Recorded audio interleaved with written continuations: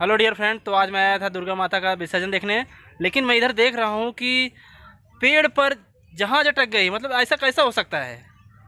तो चलिए आपको मैं दिखाता हूँ कि पेड़ पे जहाज कैसे, आखिर इतनी भारी प्लेन पेड़ पर कैसे अटक सकती है, आखिर कितना बड़ा पेड़ होगा। तो चलिए आपको दिखाता हूँ। तो आइए आपको दिखाता हूँ।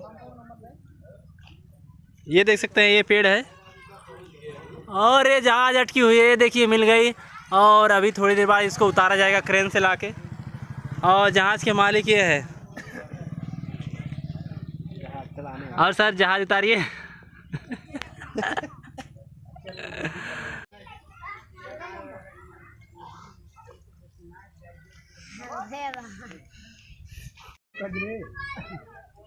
ये और जहाज नीचे आ गई। दिखाओ यार। तो गाइस, बड़ी ही खुशखबरी की बात है कि उस प्लेन में कोई नहीं था, जो प्लेन पेड़ पे अटकी हुई थी। तो चलता हूँ मैं अभी दुर्गा माँ का विसर्जन देखने। ये देखो पंडाल लगा इधर। वीडियो